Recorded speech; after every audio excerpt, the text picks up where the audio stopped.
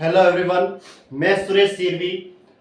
ऐसे ये प्रश्न है जो मैथ्स का है, मतलब परसेंटेज का सवाल है।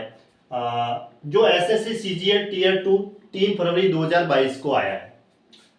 एक परीक्षा में बी ने ए के प्राप्तांकों से 20% अधिक अंक प्राप्त किए और ए ने सी के प्राप्तांकों से 10% कम अंक प्राप्त किए।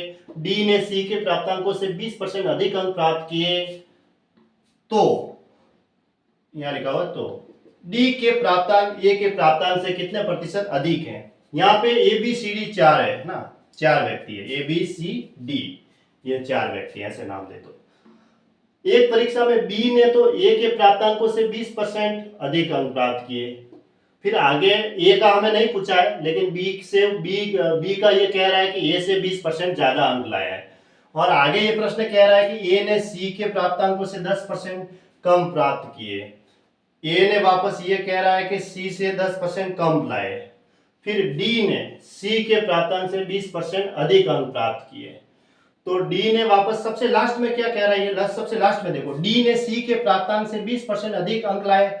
तो डी ने लाए सी से, तो इसलिए मैं क्या करता हूं, सी को मैं 100 मान लेता हूं। डी के अब डी ने सी के प्राप्तांकों से 20% अधिक अंक प्राप्त किए, तो सी से तुलना की जा रही है, सी से कंपैरिजन किया जा रहा है, तो सी को मैंने 100 मान लिया। तो डी ने कितने लाए, सी से 20% एक्स्ट्रा कर दो, तो यहां लिखेंगे 100 इंटू 120/100 करेंगे ना, तो ये कितना हो जाएगा, 120 हो जाएगा। ऐसे 20% अधिक अंक प्राप्त हो गए डी के सी से। फिर आगे कह रहा है ए ने वापस क्या किया, सी के प्राप्तांकों से, देखो सबसे लास्ट वाला पहले सॉल्व किया, अब उसके आगे वाला सॉल्व करते हैं। क्योंकि इन दोनों में सी है वो कॉमन है, इसलिए मैंने सी को 100 मान लिया, ताकि डी की भी वैल्यू मिल जाएगी और ए की भी वैल्यू मिल जाएगी। क्योंकि इन दोनों में वाक्य में क्या सी है वो कॉमन है, तो इसलिए मैंने सी को 100 मान लिया, ताकि डी की वैल्यू मिल गई 120, क्योंकि 20% ज्यादा है। अब ए की मिल जाएगी, ए ने सी के प्राप्तांकों से 10% कम अंक प्राप्त किए। ए ने सी से 10% कम लाए, सी ने 100 लाए, 100 से 10% कम करो, 90/100, तो कितना हो जाएगा, यहाँ 90 आ जाएगी। सॉरी, ए की वैल्यू कितनी हो जाएगी, 90। ए ने सी से 10% कम अंक लाए, ए ने है वो सी से 10% कम हो गए, 90 हो गई। ये है। अब बचा बी, सबसे ऊपर वाला वाक्य क्या कह रहा है, बी ने एक परीक्षा में बी ने ए के प्राप्तांकों से 20% अधिक अंक प्राप्त किए। अब बी की वैल्यू निकालनी है। बी ने क्या किया है, ए से 20% अधिक है, 120/100 ऐसे। अब बी की वैल्यू आ जाएगी, ए की वैल्यू तो दे रखी है 90 इंटू 120/100, तो ये 0 से 0 कट जाएगा, 12 108, यानी कि बी के अंक हो गए 108।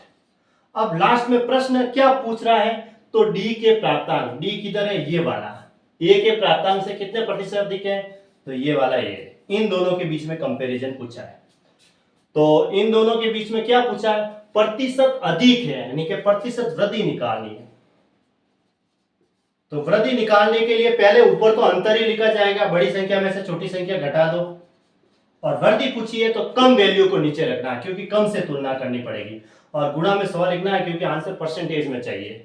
120 में से 90 गए, 30/90 और इंटू 100, तो ये 0 से 0 कट गया, 3 3 9, यानी कि 100/3, 100/3 में भाग देंगे, 3 3 9, 3 3 9, 33 1/3%। ये इसका आंसर हो गया।